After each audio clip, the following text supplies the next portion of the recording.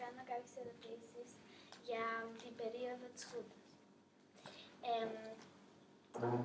Μας έχετε δώσει μια φωτογραφία που είσαστε στην παρέλαση, στα Χανιά.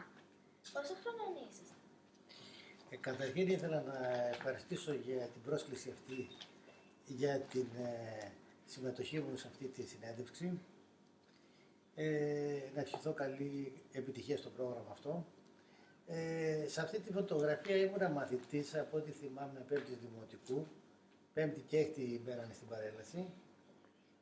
Τώρα πρέπει να ήταν 25η Μαρτίου και δείχνει, είμαστε ας πούμε, περνάμε από τους επισήμους, τρίβουμε το κεφάλι μας και από πίσω είναι το σπίτι του στρατιώτη, λέγανε τότε, που έχει το πουλί, το έμβλημα της δικτατορίας, ας πούμε.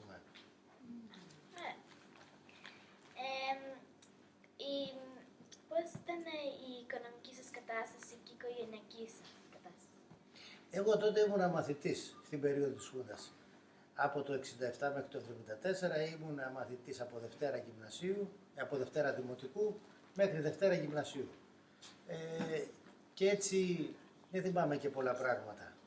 Η οικονομική μας κατάσταση ήταν μια, ας πούμε, ικανοποιητική κατάσταση. Εργαζόταν και οι δυο γονείς μου στα Χανιά και δεν είχαν, ας πούμε, πολιτικοποιηθεί. Ωραία. Με ποιους τρόπους και πώς αντιληφθήκατε την αλλαγή στο Σύνταγμα και τον ερχομό της Χούντας? Τον αντιλήφθηκα αργότερα, όχι άμεσα. Τα Χανιά γενικώς ήταν μια, ας πούμε, πόλη στρατοκρατούμενη. Είχε πολύ πολεμικό ναυτικό λόγω της βάσης και αεροπορική βάση, είχε αεροπορία και στρατό. Και γενικώς ήταν έντονη η παρουσία των στρατιωτικών στα Χανιά. Θυμάμαι τα γλέντια που κάνανε οι ναύτες τα βράδια που τους αφήνανε να βγουν εξόδου στα Χανιά. Έπρεπε βέβαια να γυρίσουν πριν τις 12 στο ναύτασμα. Υπήρχε η αυτονομία που τους έλεγχε και όποιος δημιουργούσε φασαρία τον συλλαμβάνανε και φοβόταν πολύ την αυτονομία, τη στρατονομία, πολύ περισσότερο από την αστυνομία. Θυμάμαι, ας πούμε, κάποιους περιορισμούς που υπήρχαν, ένας εκφοβισμός. Στις επετείους έπρεπε να υψώνουμε τη σημαία. Πέρναγε ο γεωγραφίλακας και κοίταζε. Και στις επετείους, πέρα από την 28η, την 25η Μαρτίου, ήταν και η 21η Απριλίου, η επέτειος του πραξικοπήματος, ας πούμε. Γενικώς υπήρχαν περιορισμοί και στο λόγο και στην εμφάνιση. Ας πούμε, δεν επιτρεπόταν τα μακριά μαλλιά στο γυμνάσιο, στο σχολείο, οι μίνι φούστες, παντελόνια στις γυναίκες. Περιορισμού στην έκφραση.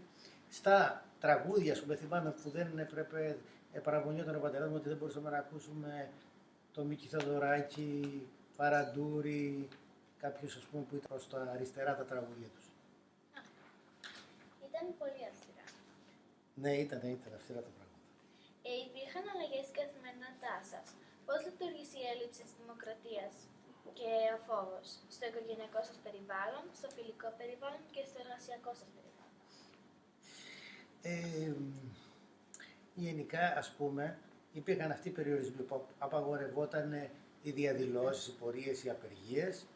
Εμείς στην αρχή, όταν είχε επιβληθεί η Χούντα, θυμάμαι ότι απαγορευόταν η κυκλοφορία το βράδυ. Μετά ομαλοποιήθηκε κάπως η κατάσταση.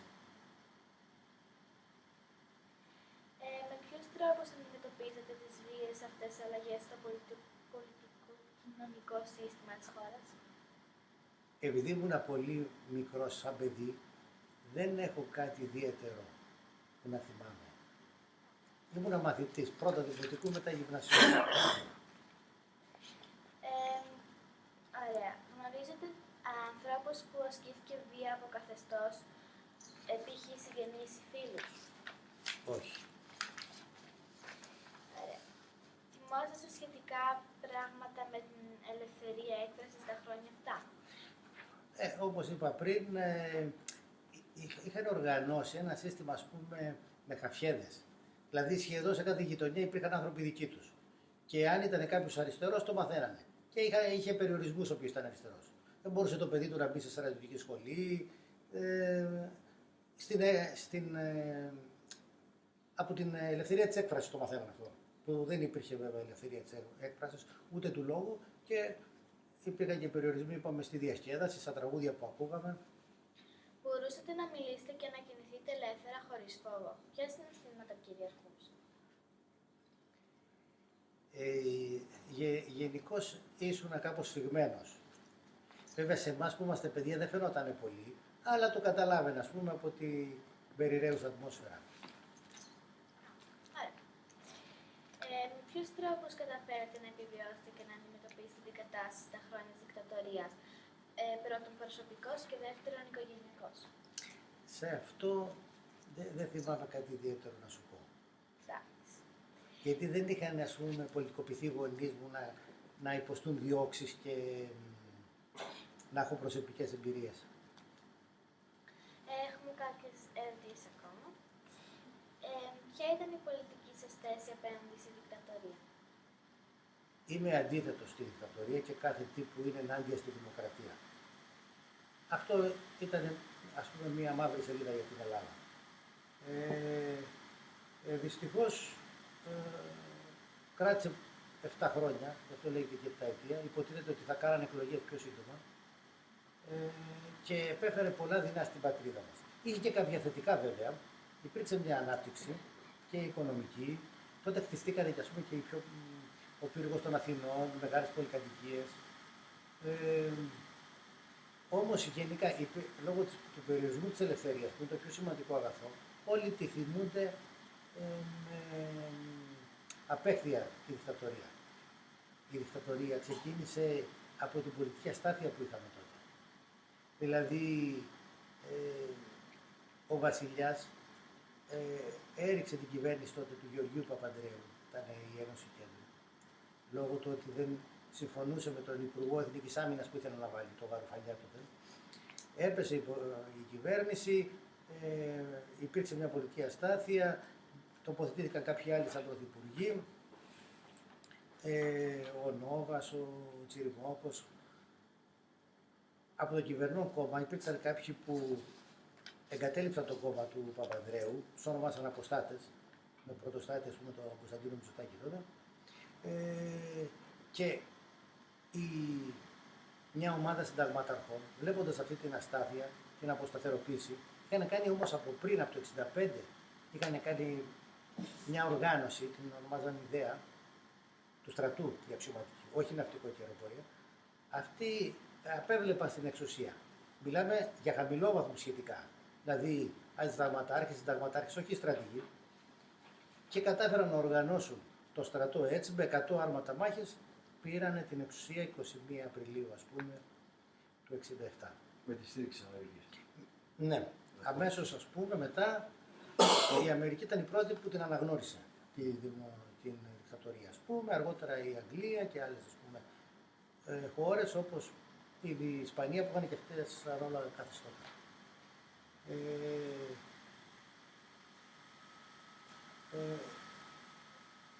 Είχε το πρόσχημα, στη συνέχεια ο Παπαδόπουλος, αυτός ανέλαβε, ας πούμε, σαν πρωθυπουργός. Από το πρώτο έτος προσπάθησε ο βασιλιάς να τη ρίξει τη Χούντα. Δηλαδή η δικτατορία έγινε το Μάιο και κάπου τον Νοέμβριο-Δεκέμβριο έγινε το κίνημα του βασιλιά, το οποίο απέτυχε αυτό το κίνημα. Τώρα θα λέω έτσι απλά, με πληροφορήσει, στο οποίο προσπάθησαν να βοηθήσουν σε αυτό το κίνημα και αξιωματικοί του ναυτικού. Το πολεμικό ναυτικό τότε ονομαζόταν βασιλικό ναυτικό. Δηλαδή είχε φυσικό προϊστάμενο το βασιλιά. Πάνω από τον αρχηγό του ναυτικού, τον υπουργό της Εθνικής Άμυνας, τον βασιλιά. Απέτυχε αυτό η κίνηση και έτσι ο βασιλιάς αναχώρησε από την Ελλάδα. Στη συνέχεια οι αξιωματικοί του ναυτικού θέλανε πάντα να απαλλαχτούν, γιατί δεν συμμετείχανε στην δικτατορία, θέλανε να απαλλαχτούν από αυτή τη δικτατορία και να δώσουν την εξουσία στο λαό. Έτσι οργάνωσαν 2 κινήματα που δεν είναι ευρέως γνωστά στον κόσμο. Αυτά τα 2 κινήματα δυστυχώς και τα 2 ατυχώς προδόθηκαν, δηλαδή αποκαλύφθηκαν πριν εκδηλωθούν στην ουσία. Θα σου πω για το δεύτερο κίνημα. Αυτή η κίνηση ξεκίνησε το 1969. Ήθελε 2-3 χρόνια να οργανωθούν. Βάλανε σε αυτό το κίνημα, ας πούμε, και αξιωματικούς αεροπορίες και κάποιους λίγους του στρατού. Είχαν λοιπόν οργανώσει το 1973 ένα κίνημα στο οποίο σε μια άσκηση του πολεμικού ναυτικού που είχε δηλώσει ο Πρωθυπουργός, ο Παπαδόπουλος, ότι θέλει να έρθει, θα τον απαγάγανε. Με αποτέλεσμα να ρίξουν την κυβέρνηση για να δώσουν την εξουσία στο λαό, χωρίς να έχουν κάποιο φιλόδοξο σχέδιο μέσα τους. Οι αξιωματικοί του ναυτικού δεν θέλανε εξουσία. Θέλανε να επανέλθει η δημοκρατία. Δυστυχώς αυτό το 23 Μαΐου ήταν αυτή η άσκηση, προδόθηκε και φάνηκε από τις 21 Μαΐου που άρχισαν να γίνονται κάποιες συλλήψεις. Κυρίως ήταν νέοι αξιωματικοί, όχι ναύαρχοι. Τα κινήματα ξεκινάνε από νέους συνήθως, διότι οι ψηλά ιστάμενοι σπάνια είναι ήδη βολεμένοι, τακτοποιημένοι και δεν κάνουν κινήματα. Ήταν κάτι αντιπλοίαρχοι, κυβερνήτες πλοίων, πρωτάρχες, οι οποίοι θέλαν να αντιδράσουν. Αποκαλύφθηκε γιατί δεν υπήρχε, ας πούμε, υπήρχαν, είπαμε, πολλοί χαφιέδες οι οποίοι μετέδιναν πληροφορίες και δεν μπορούσε να κρατηθεί πλήρη μυστικότητα. Και έτσι πριν την άσκηση αυτή άρχισαν να γίνονται συλλήψεις. 23 Μαΐου αποκορυφώθηκαν οι συλλήψεις και δεν εκδηλώθηκε το κίνημα. Όμως ένας από αυτούς τους μοιημένους αξιωματικούς που ήταν ο Νίκος Παπάς, αντιπλοίαρχος τότε κυβερνήτης στο Ανατολικό Βέλος, ο οποίος βρισκόταν σε άσκηση εμπλό, σε άσκηση του ΝΑΤΟ μάλιστα, όταν έμαθε τις συλλήψεις και είχε προετοιμαστεί ψυχικά και αυτός, αλλά και μέσα στο πλήρωμά του που το είχε, ας πούμε, πει σε μερικούς αξιωματικούς, είχαν προετοιμαστεί για αυτό το κίνημα, διέκοψαν τη συμμετοχή του στην άσκηση, σηκώνοντας στο ναυτικό, έχουμε το σήμα Όσκαρ, που όταν το σηκώνει η κυβέρνηση και δήλωσε στον διοικητή του ΝΑΤΟ ότι αποχωρεί από την άσκηση. Τίποτε άλλο. Δεν ήξερε το ναυτικό ούτε ο διοικητής που θα πάει. Αυτός κατέπλευσε στην Ιταλία, στη Ρώμη, και ζήτησε πολιτικό άσυλο. Ρώτησε δε από το πλήρωμά του πόσοι θέλουν να τον ακολουθήσουν. Αυτό ονομάζεται τώρα το κίνημα του ναυτικού, έτσι είναι γνωστό. Και η πλειονότητα δήλωσε ότι θέλει να τον ακολουθήσει. Βέβαια, όσοι ήταν παντρεμένοι με παιδιά, τους είπε να μην ακολουθήσουν, διότι δεν θα επιστρέψουν στην Ελλάδα και τα παιδιά θα δυστυχήσουν κτλ. Έτσι ακολούθησαν συνήθως ελεύθεροι και νέοι, ας πούμε. Το ναυτικό στη συνέχεια έστειλε άλλο πλήρωμα, η Κούντα δηλαδή, έστειλε άλλο πλήρωμα, το οποίο πήρε το βέλος από την Ιταλία και το επέστρεψε πίσω με όσους είχαν μείνει μέσα. Αυτοί τους έδωσε η Ιταλία άσυλο, παρέμειναν ένα διάστημα, μετά πήγαν Γαλλία, Αγγλία. Διεθνώς όμως έγινε γνωστό το θέμα της δικτατορίας στην Ελλάδα. Ήταν το πρώτο πλήγμα κατά της δικτατορίας. Φάνηκε ότι δεν είναι όλες οι ένοπλες δυνάμεις μαζί με τη δικτατορία.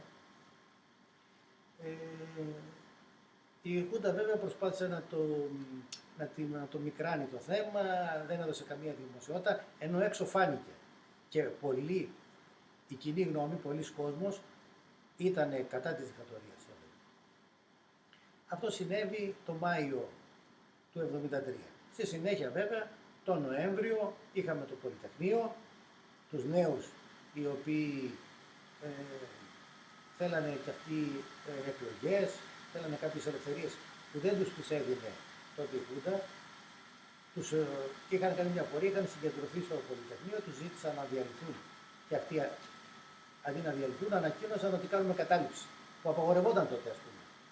Καταλήψεις, μην κοιτάτε σήμερα που επιτρέπονται, ούτε και σήμερα επίσημα επιτρέπονται, αλλά τέλος πάντων τα ανεχόμαστε. Τότε δεν μπορούσαν να το ανεχθεί η κυβέρνηση, κάνανε κατάληψη μια μέρα, δύο, ξεκίνησαν από τις 15 Νοεμβρίου, 16 δεν φεύγανε και 16 το βράδυ έβγαλε το στρατό, μην μπορώντας να τους διαλύσει, την αστυνομία, ας πούμε, και το στρατό και μάλιστα και τα τάγκ που ήταν κάπως ακραίο. Τι να σου κάνουν τώρα οι φοιτητές με τα τάγκ, ας πούμε. Τέλος πάντων, το βράδυ της 16 Νοεμβρίου είχαμε τον πρώτο νεκρό, 17 τα ξημερώματα μπήκανε, ας πούμε, ένα τάξη στο Πολυτεχνείο και εκεί με τα δακρυγόνα που λήξαν και όλα αυτά έριξε η κατάληψη. Αλλά αυτό ήταν ένα μεγάλο πλήγμα για τον Παπαδόπουλο. Μετά από λίγο του έκανε και άλλο πραξικόπημα του πραξικοπηματία ο συνάδελφός του Ιωαννίδης, υπήρξε πάλι μια αναστάτωση. Στην ουσία είχαμε μια περίοδο κυβερνησίας που κράτησε μερικούς μήνες Και το χειρότερο απ' όλα είναι όταν οι εχθροί σου βλέπουν κυβερνησία, τότε σε χτυπάνε. Ειδικά οι Τούρκοι που το εκμεταλλεύτηκαν και το επόμενο χρόνο το καλοκαίρι μπήκανε στην Κύπρο και έτσι έκλεισε η δικτατορία με αυτόν τον δυσάρεστο τρόπο για την Ελλάδα. Πώς βιώσατε το τέλος της δικτατορίας? Ποια τα θύματα ήταν τα Συρία?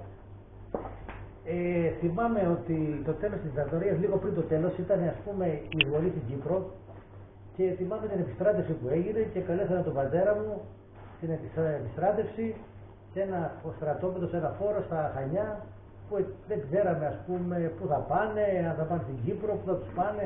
Κράτησε μερικές μέρες που τελικά δεν φύγανε ποτέ από την Κρήτη, αλλά υπήρχε μια αγωνία και θα γίνει, μπήκαν οι Τούρκοι στον Αττήλα 1. Ήταν τον Ιούλιο ο Αττήλας 1 που πήραν ένα μικρό κομμάτι της Κύπρου και ο Αττήλας 2 τον Αύγουστο που πήραν το 33%. Μπορείτε να περιγράψετε γεγονότα και στιγμές που έγιναν ανεξίθελα στη Σμυρνίτσα?